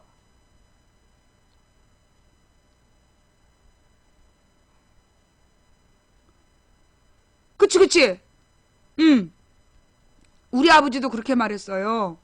아니, 그러니까 그게 사람들의 마음에 내가 볼 때 얘네들이 노건어 동영상을 띄운 건 노건어 동영상을 띄워서 논쟁을 막 일으켜가지고, 논쟁을 막 일으켜서 그 소위 황교안 청문회를 덮고 싶었던 거야. 황교안 비판을 노건어 논쟁을 일으켜서 노무현 욕으로 그 전국을 돌파하려는 계산이었던 것 같아. 그런데 실패한 거야. 그래갖고 어저께 쏙 들어갔잖아. 그지? 일요일 날은 하루 종일 노건호 말이 나왔는데 어제 노건호 얘기 쑥 들어가지 않았어요?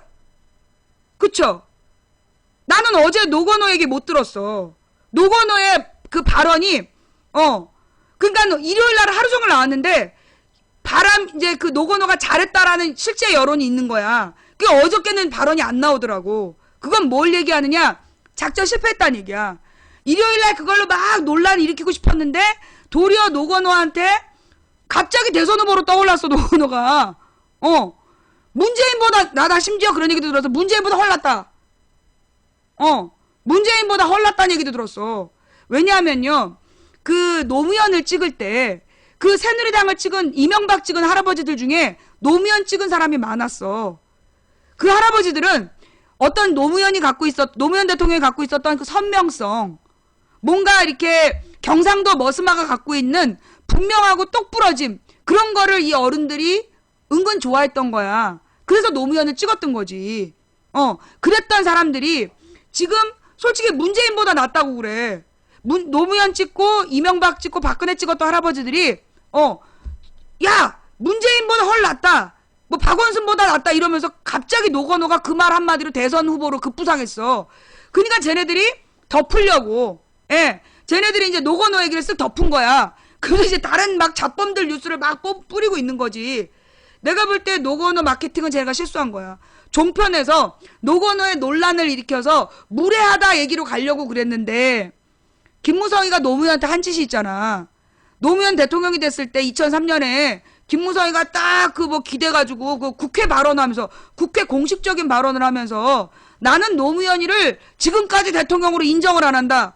그게 2003년 국회 발언이야. 그런 김무성이가 누구한테 예의 얘기할 수가 없잖아.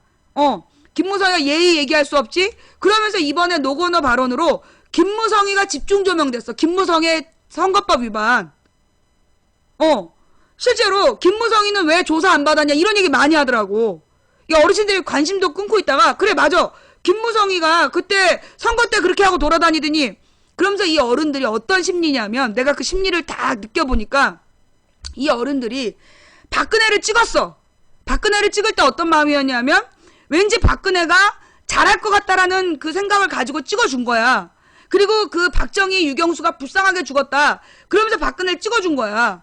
그러면서 박근혜가 막 굉장히 똘똘하게 일을 잘할 것처럼 막 그랬잖아. 막 거품으로 막 박근혜가 정말 그 키워진 공주인 것처럼, 키워진 리더인 것처럼 막 그렇게 해서 할아버지들이 찍어줬는데 박근혜의 2년 반이 부끄러운 거야. 박근혜의 2년 반이 부끄럽고 자신들이 선택했던 거에 대해서 회의가 든 거지. 그런 사람들이 일종의 뭐라 그러나 죄책감 때문이라고 그럴까 아니면 보상심리라고 그럴까, 미안함이야. 미안한 마음에 그 노건호에 대해서 함부로 욕을 안 하는 거야. 함부로 노건호에 대해서 욕을 안 하고 도리어 이 노건호 같은 애가 정치해야 된다. 노건호 같은 사람이 정치해야 된다. 이런 얘기가 나오고 있어. 그런데 내가 기가 막힌 건 야당에서, 야당 국회의원들이 노건호의 발언에 대해서 막 전전긍긍하고 있다며. 누구냐? 나는 정말 여기까지가 끝인가 보. 나는 이제 몽땅 잊었소. 싹 잊어버리고 미련을 끊어야 되는데 아직까지도 내가 야당에 관심이 있어. 그러니까 알면 뭐해. 대부분이 그럴 건데. 하여간 등신 쪼다 새끼들이 국민 정서를 못 읽어. 국민들의 정서상 노건호 발언에 대해서 그렇게 싸잡아 비난하지 않는다고. 그런데 이 등신 새끼들이 종편만 보는 거야. 디립다 종편만. 보니까 말이에요. 이종거리가 옛날에 안 그랬어. 근데 원내대표 된 다음에 저래. 그게 뭘까? 내가 고민해갖고 내가 하나님한테 물어봤잖아. 답을 주셨어. 뭐냐?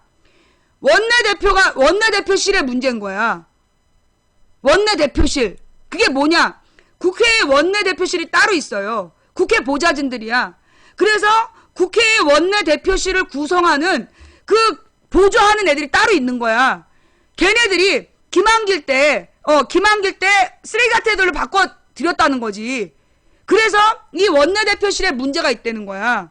그래서 누구든지 멀쩡한 사람도 전병헌이가 저격수였어, 별명이. 그런데 원내대표 된 다음에 등신됐잖아. 박영선이가 그 세월호 유가족들이랑 행진하면서 진상을 밝히겠다고 약속해놓고 모든 비상대책위원회 맡아서 등신됐잖아. 이종거리도 옛날에 그렇게 어이없는 사람이 아니었어. 절대 김한길 밑에서 꼬박 노릇할 사람이 아니었어. 그런데 원내대표 되자마자 저러는 거, 그거 원내대표실에서 자료 서치해가지고 안겨주는 그 놈들이 사쿠라들이야. 내가 볼 때 그것들이 지금 새누리 간첩들이라고 생각해. 김한길이가 당대표 하면서 괜찮은 당직자를 다 잘랐어.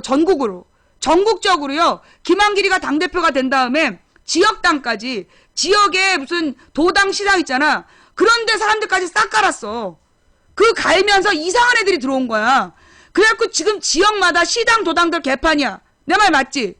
내가 들은 게 세 군데가 네 군데야. 일 잘하는 그 사람들을요 다 잘랐어. 김한길이가 당대표 된 다음에. 그러면서 이상한 놈들을 다, 양아치 같은 애들을 거기다 심은 거야. 그래갖고 지금 도당 시당들도 개판되고, 그리고 지금 당대표실, 원내대표실 여기 문제 있는 거야. 아니, 당대표의 편지를 최고위원회에서 공개하지 않기로 했는데 그게 언론에 어떻게 나갔겠어. 당대표실, 원내대표실에서 일하는 애들이 간첩인 거야. 지금 중앙당 당직들이 개판인 거야. 그래서 이 문재인이 당대표가 돼서 당직자 바꾸려고 그랬을 거라고. 그때 친노 패권주의니 어쩌니 지랄 연명하면서 못 바꾸게 한 거 아니야. 그래서 지금 문재인이 하는 일마다 저러해. 문재인이 하는 일마다 이렇게 죽쓰고 왔다 갔다 하는 게, 내가 볼 때 당대표실, 원내대표실, 중앙당 당직자, 이것들이 그러는 거야, 이것들이. 그 다음에 지금 그 새정치연합의 국회의원들 왜 저지랄이냐? 보좌관들이 문제야, 보좌관들이. 보좌관들이요. 얘네들이, 자, 봐봐. 지금 새정치연합에서 지난 3년 동안 아무것도 안 한 의원이 태반이야. 국정원 싸움 그렇게 할 때 발언 한마디 안 한 의원이 태반이라고. 그럼 걔네들 지금 불출마 선언해야 돼. 지금 새정치연합 의원들 중에 물갈이 대상이 절반 이상이야. 60% 물갈이 해야 돼. 그러면 60%의 보좌진들이 실업자가 되는 거야. 그래서 그 보좌관 애들이 네트워크를 만들어갖고 보좌관, 비서관 이런 애들이 지네 의원 그만두면 자기들 밥줄 떨어질까봐 그래서 저래. 그래서 의원들이 저렇게 등신짓 하는 거야. 왜냐하면 국회의원들이 바빠가지고 자기네들이 직접 뉴스를 못 봐. 국회에는 국회의원들이, 국회의원실에 있는 비서들이 뭐하냐? 뉴스를 취합해요. 뉴스를 취합해서 꼭 봐야 될 뉴스를 클리핑을 해가지고 아침에 딱 의원한테 주는 거야. 그러면 아침에 출근하면서 그 뉴스를 보면서 여론을 훑어보는 거라고. 그거 하는 놈들이 하나같이 간첩인 거야. 종편만 보고 조중동만 보고 그런 애들이 뉴스를 클리핑해서 주니까 의원들이 저렇게 하나같이 등신짓을 하는 거야. 내가 여의도에 있어봐서 알아. 여의도의 국회의원들이 어떻게 굴러가는지를 내가 잘 봐서 아는데 그게 문제야, 그게.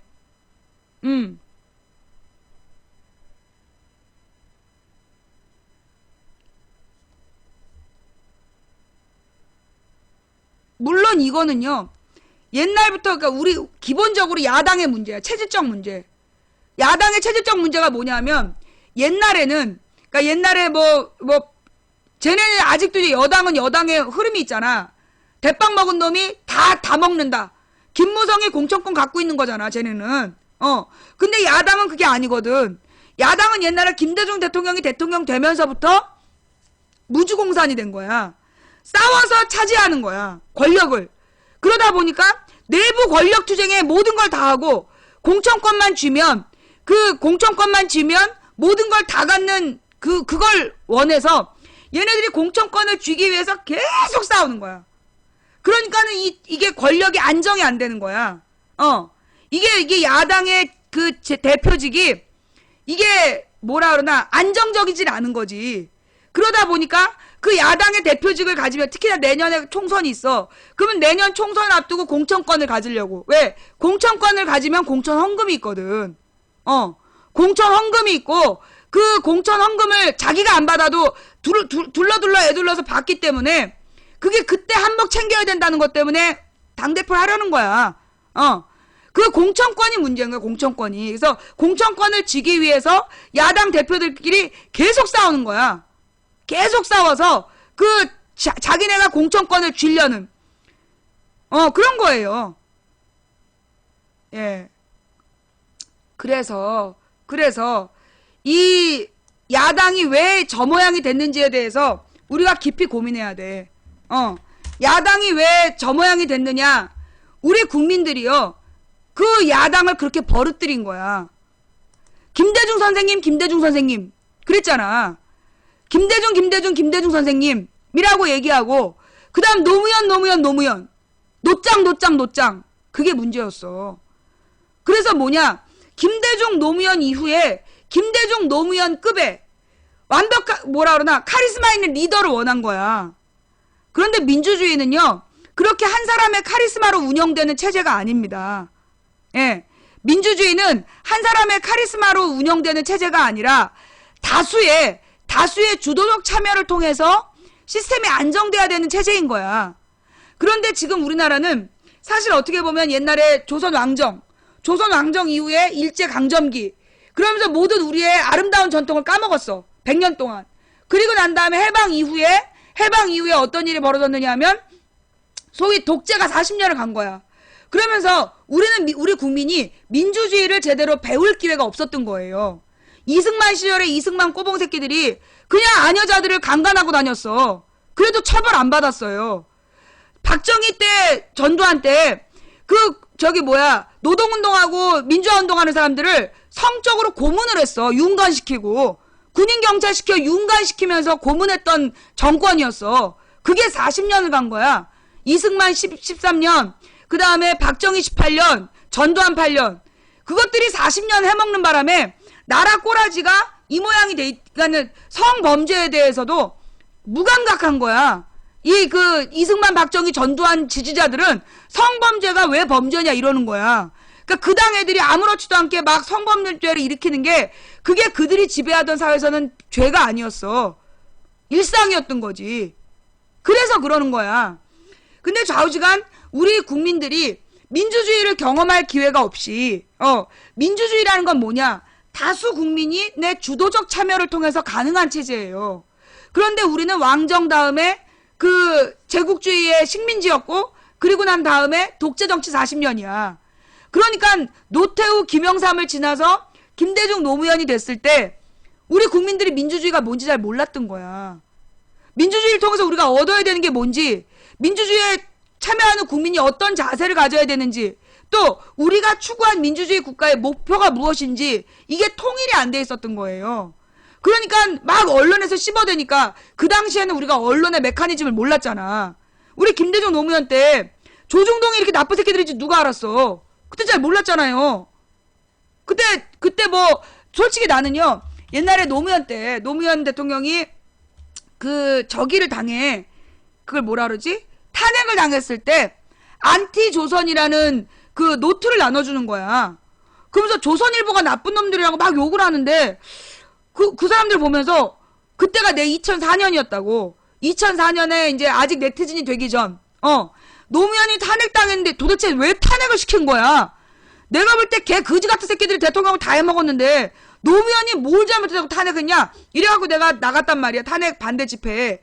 근데 거기서 사람들이 막 안티조선이라고 노트를 나눠주는 거야. 난 처음에 딱 그 사람들을 보면서 저 이상한 사람들이다. 무슨 사이비 교주 같다. 사이비 종교단체 같다 생각했다니까. 아니 조선일보가 뭘 어쨌다고 조선일보를 반대해? 내가 그때까지도 조선일보의 문제를 몰랐어. 2004년 3월까지도 조선일보가 무슨 짓을 하는지를 몰랐다니까.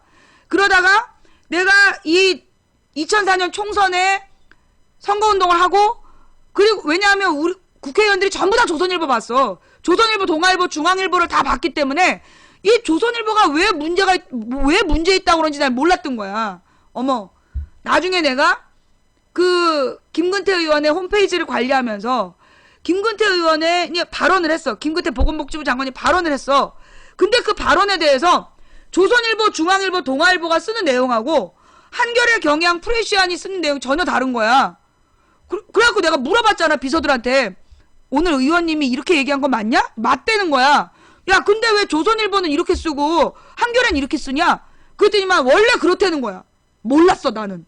그때 처음 알았잖아. 그래서 내가 언론, 그때부터 거짓말하는 언론들을 구분해서 보기 시작한 거야. 같은 발언을, 이 새끼들이 이렇게 꼬아서 내는구나. 그래서 이게 한 사람의 정치인을 병신 만드는 게 이렇게 하는 거구나. 그걸 내가 직접 본 거야. 그 다음에 인터넷에서 댓글을 하는 놈들이 이상한 거야. 아니, 뉴스가 올라오자마자 수백 명이 몰려와갖고 댓글을 다는 거야. 똑같은 말로. 말이 똑같아. 그래서 내가 생각했지. 이 시발놈들 봐라. 이게 틀린 뉴스인데. 그리고 같은 발언을 했어. 그러니까 이런 말을 했어. 좋은 뉴스로 한겨레, 경향, 오마이뉴스에서 막 좋은 기사가 떴어. 근데 조선일보, 동아일보, 중앙일보에서 그지같이 쓴 기사에 댓글이 막 달려. 그러면서 그게 메인으로 올라가는 거야. 그래서 내가 그때부터 수상했지. 이 새끼들 봐라. 이거 어떤 놈들이 이상한 기사에다 일부러 댓글을 달아서 노출시키네? 그게 내가 자생적 네티즌 수사대였던 거야. 근데 홈페이지만 관리하면서도 이놈들의 흐름을 보게 됐던 거지. 그러면서 사실 그때 긴가민가 했어. 왜냐, 안티조선 한 사람들이 너무 좀 험악하게 생겨가지고 나는 그 왠지 안티조선은 좀 신뢰가 안 갔다고. 근데 이제 나중에 조중동의 문제점, 그리고 이제 노무현 대통령이 사실 청와대 기자 대기실에 못질할 때 나 그때 비판했어. 왜 비판했냐? 기자들이 그래 잘못한 건 맞다. 그런데 기자들이 잘못했다고 못질을 하는 건 그건 민주적 리더십이 아니다. 스스로 나가게 해야지. 그 기자실에다가 못질하고 이러는 거는 나는 정말 저건 스스로 욕먹으려고, 기자들을 적으로 두고 욕먹으려는 행동이다라고 얘기를 했단 말이야. 이젠 내가 분명히 알아.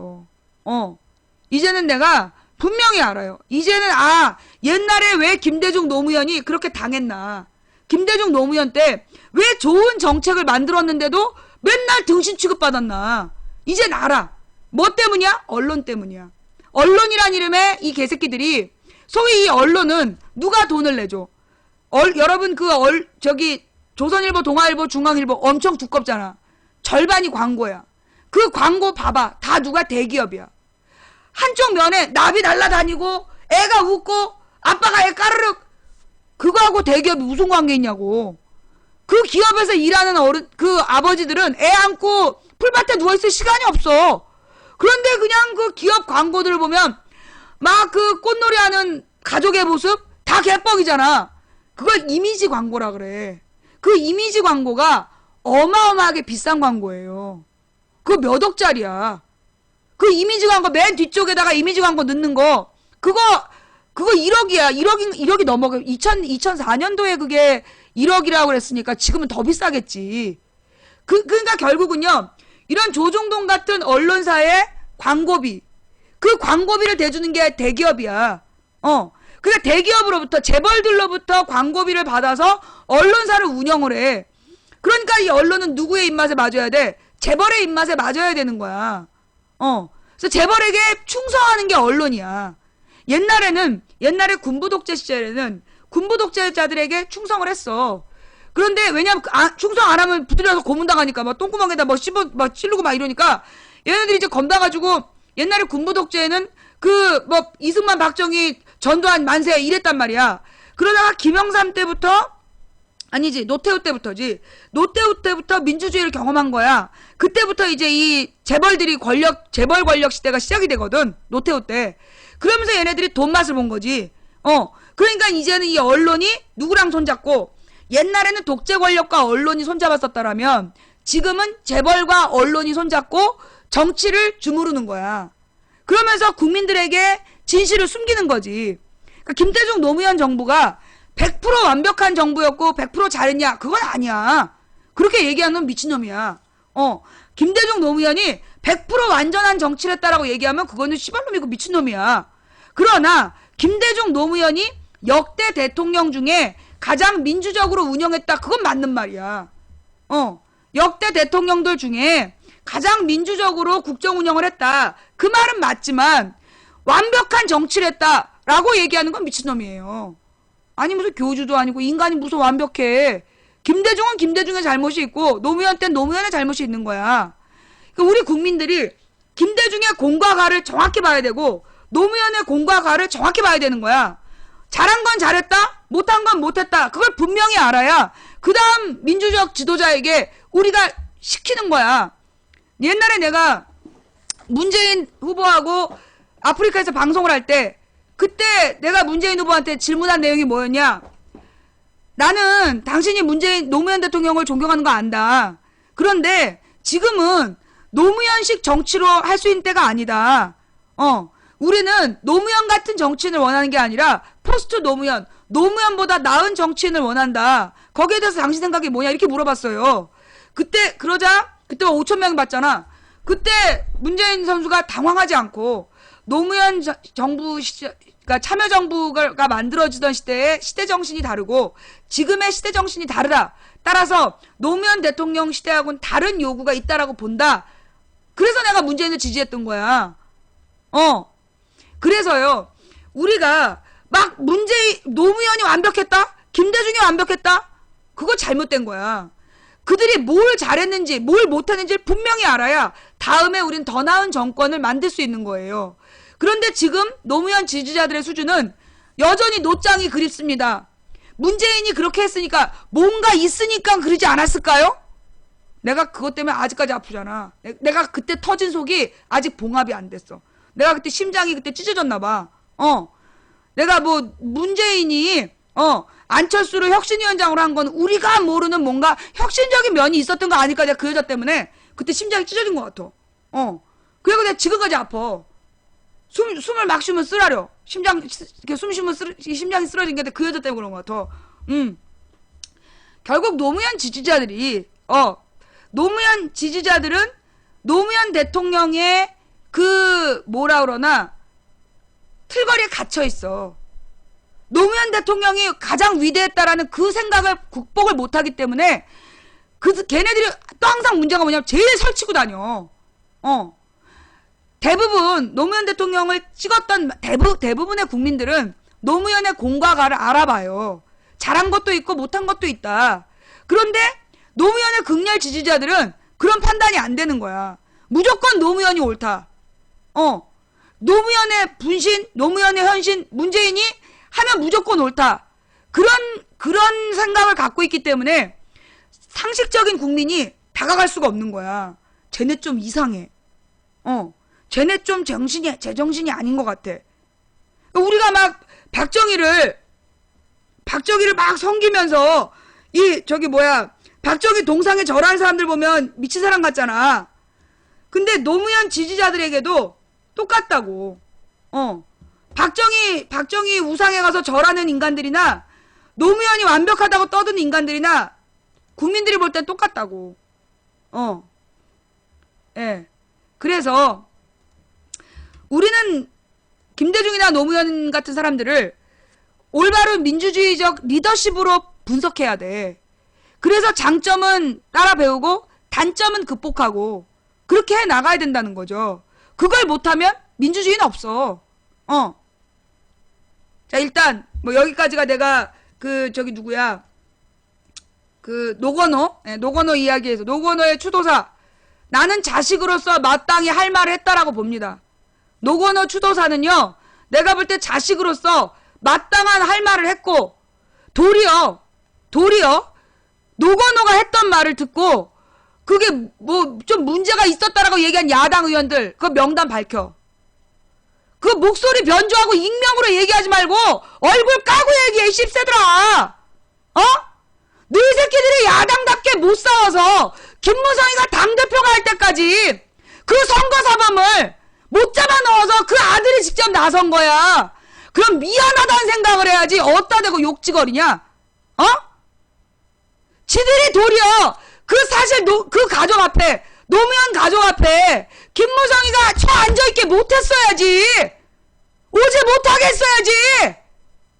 그걸 그대로 살려두고 거기 와서 끼적끼적 와가지고 그 짓거리하고 앉아서 오죽하면 아들이 열받아서 그 말을 했겠어? 근데 아들이 잘못했대. 야! 배지 떼! 배지 떼! 내가 그거 떼라고 그러기에는 여자도 있는 것 같아서 배지 떼! 배지 떼! 너희 같은 것들이 국회의원에서 뭐가 도움이 돼? 법을 지키고 국가의 기강을 바로 잡으라고 국회의원 시켜놨더니 김무성이한테 줄 서가지고 등신 새끼들 진짜 그거 떼! 뺐지. 뺐지 얘기한 거야. 목 아파.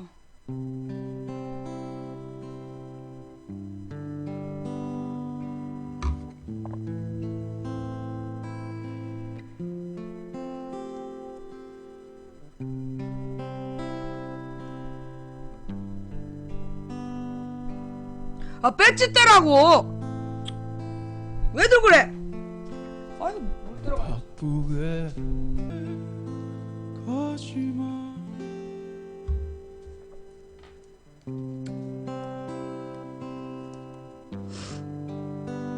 김진호의 가족 사진 듣고 계십니다. 둘 다 떼라? 그 괜찮네. 둘 다 떼라 그거. 현실에 던져진 나는 철이 없는 아들 딸이 되어서 이곳저곳에서 저기 유튜브에서 김무성 발언 이거 그냥 노건호의 영상만 보면 안 되고 유튜브에서 김무성의 그 선거법 위반 발언 그거 다 듣고 그 다음 김장수가 노무현 대통령 덕분에 NL을 지켰다라고 얘기한 거 그거 13년 가을이야. 그거 듣고 그 다음에 그 노건호의 연설을 봐야 그게 이해가 되는 거야.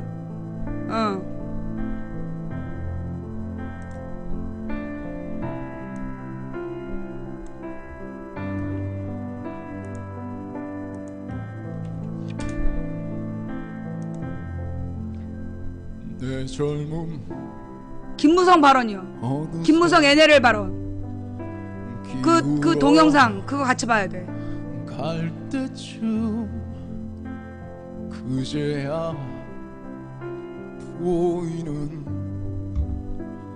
당신의 날들이 가족 사진 속에 미소 띠 그거 징역 8개월형이야. 허위사실로 후보를 비방하면 징역 8개월형에 처해지고 10년 동안 출마 못해. 씨발. 나에게 다시 돌아와서 나를 꽃피우기 위해 걸음이 되어버렸던 흘린 그 시간들을 자, 왔어. 드디어. 봅시다. 아니, 나는 뉴스에 나온 얘기만 했는데도 허위사실을 유포했다고 날 잡아갔던 놈들이 아니 이렇게 대통령 선거에서 그것도 야당 후보들 단일화하는 과정에서 그거 뉴스에 나온 얘기만 갖고 비판했는데 그걸로 나한테 징역 8개월을 때린 대한민국 사법부가 이런 놈은 왜 조사도 안 하냐고. 어떻게 재판 안 할 수가 있어. 이게 말이 돼?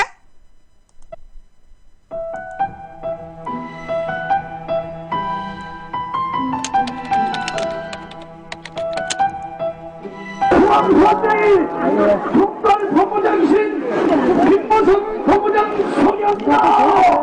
김무성입니다.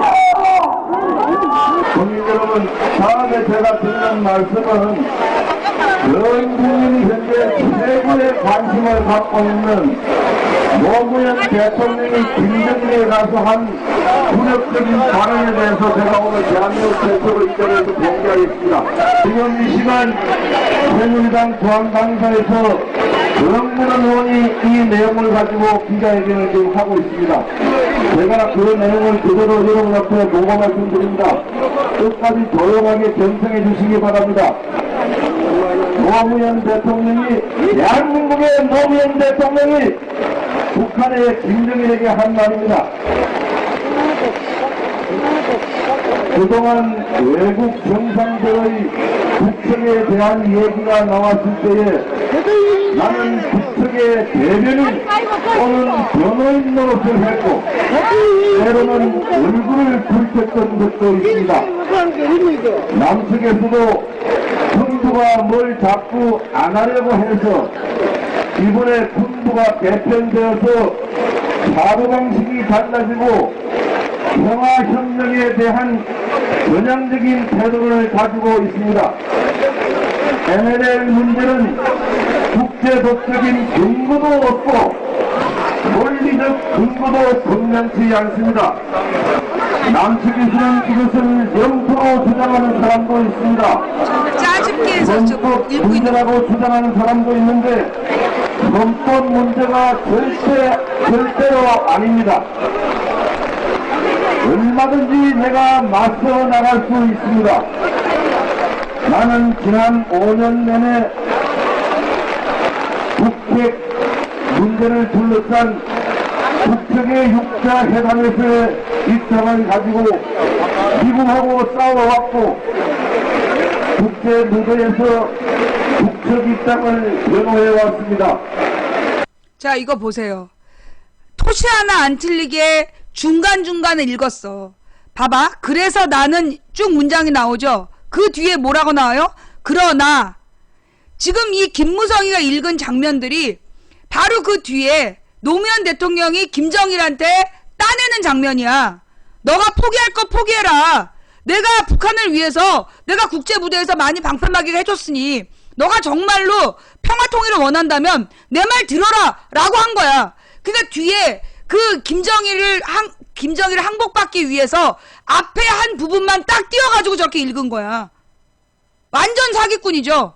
뭔 말인지 알아요 지금? 저 내용을 읽어보면 실제로 그러나 그래서 실질적으로 이러면서 김정일 욕한 부분이야. 김정일을 비판하고 김정일한테 평화통일을 위해서 너네 군부대 뒤로 가라. 뭐 평화특구 확대하자 이런 얘기 하고 있는 거야. 그 다음에 북핵 포기해라. 근데 그 뒷얘기를 하나도 안 하고 앞부분에서 야 내가 이제까지 네 편 많이 들어줬잖아.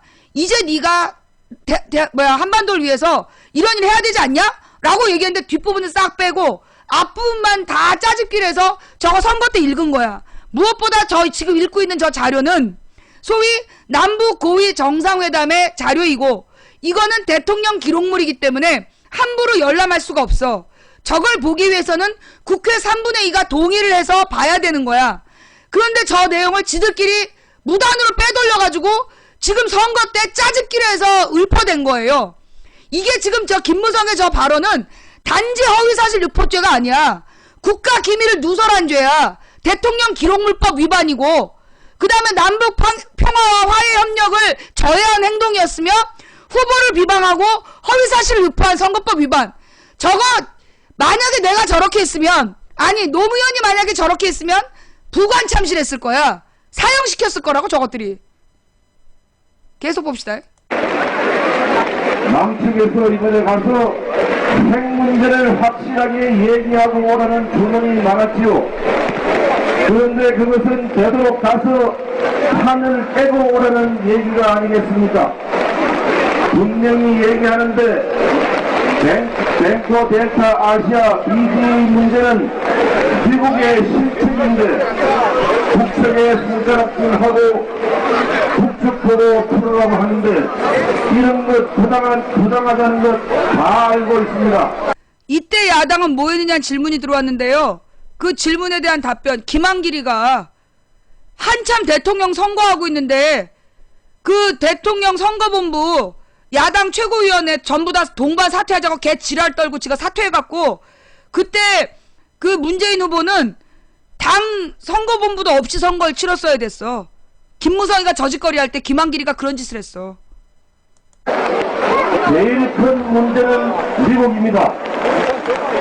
나도 역사적으로 제국주의가 사실 세계인들에게 반성도 하지 않았고 오늘날도 패권적 야망을 절실히 드러내고 있다는 인식도 가지고 있으며 저항감도 가지고 있습니다. 막 지금 짜증게 하고 있는 거 보이죠? 작전 계획 5번 2구라는 것은 미군 측이 만들어가지고 우리에게 요구하고 있는데 우리는 못한다고 해서 없애버렸습니다. 이종석에게 요구했는데 미국 백기고 우리가 경수로 짓자고 이행했습니다. 그런데 기획이 되지 않아서 보고서 써내라고 했습니다. 경수를 꼭 지어야 합니다. 여러분, 지금 제가 말씀드린 이런 기가 막힌 내용을 대한민국의 대통령 노무현이가 북한의 김정일에게 가서 한 말입니다. 여러분 기가 막히지 않습니까 여러분? 제가 여러분한테 이 내용을 낭독하면서 너무나 신문회장에서 군박에서 제대로 읽지 못했습니다. 여러분 대한민국이 이렇게 되어서 되겠습니까? 이때 남북정상회담 준비위원장이 바로 문재인 청와대 비서실장이었습니다. 문재인이가 노무현과 똑같은 생각을 하고 있는데 이런 사람이 대한민국의 대통령이 되어서 되겠습니까 여러분?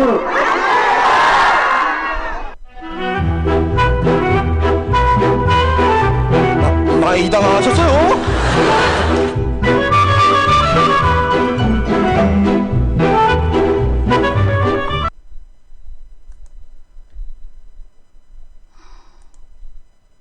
자, 이랬던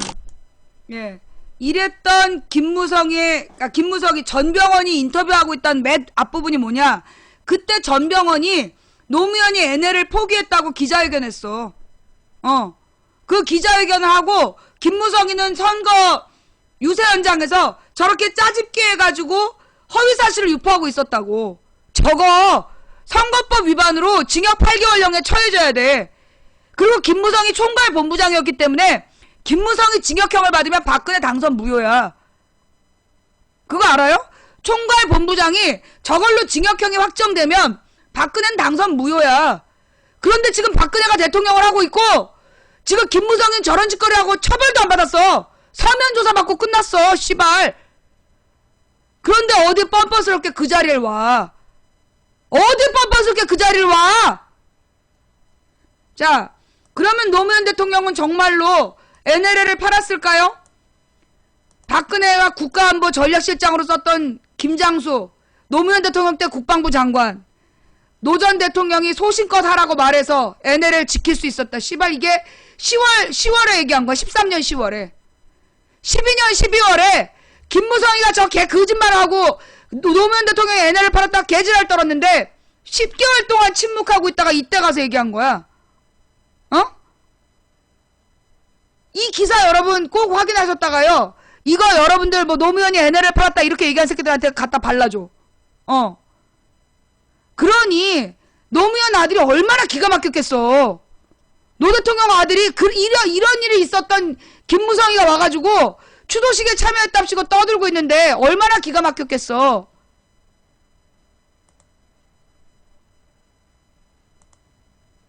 할 말을 한 거지.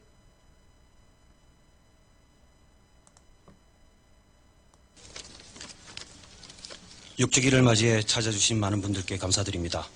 이제 상당한 세월이 흘렀음에도 많은 분들께서 마음을 모으고 함께 해주셨습니다. 말 그대로 전국 각지에서 다양하면서도 인상 깊은 추모 행사를 준비해 주셨습니다. 콘서트, 사진전, 음악회, 시민문화제, 추모 강연, 글짓기, 그림대회, 걷기대회, 추모 공간 운영 등 손꼽기가 힘들 정도였습니다. 특히 이렇게나 다채로운 행사들이 자발적인 움직임을 중심으로 펼쳐졌다는 데 대해 감격을 금할 수 없습니다. 그저 경이롭습니다. 고인께서 그렇게 주목하셨던 시민의 힘을 다시 한번 떠올리지 않을 수 없었습니다. 역시 나라는 정치가 바꾸는 것이 아니라 시민이 바꿔나가는 것이라는 생각이 절로 들었습니다. 5월은 한국의 역사가 흐르는 동안 민주주의의 달로 계속 남을 것이라는 생각이 들었습니다. 6주기 추도식에 참석해 주신 많은 시민 여러분과 기빈분들께 진심으로 감사드립니다. 자원봉사로 힘을 보태어 주신 분들, 다양한 행사를 지원하고 추도식을 준비해 주신 재단 관계자분들께 이 자리를 빌어 감사의 말씀을 드리고 싶습니다. 진영, 김해, 부산, 경남의 많은 지역 시민들이 함께해 주셨습니다. 묘역과 주변에 미흡한 점이 많습니다만 이미 많은 분들께서 아껴주시고 응원해 주시고 있습니다. 반드시 지역 시민들이 여가를 즐기고 문화생활을 향유하며 민주주의의 과정을 되씹어 볼 수 있는 열린 공간으로 묘역과 봉하마을을 가꾸겠습니다. 많이 사랑해 주십시오. 비록 이 자리에 참석을 못하셨지만 멀리서나마 이 자리를 응원해 주신 모든 분들께 감사드립니다.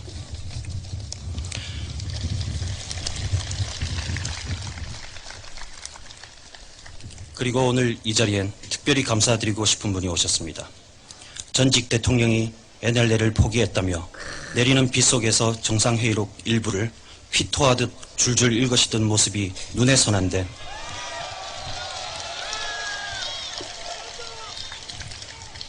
어려운 발걸음을 해주셨습니다. 권력으로 전직 대통령을 죽음으로 몰아넣고 그러도 모자라 선거에 이기려고 국가기밀문서를 뜯어서 읊어대고 국정원을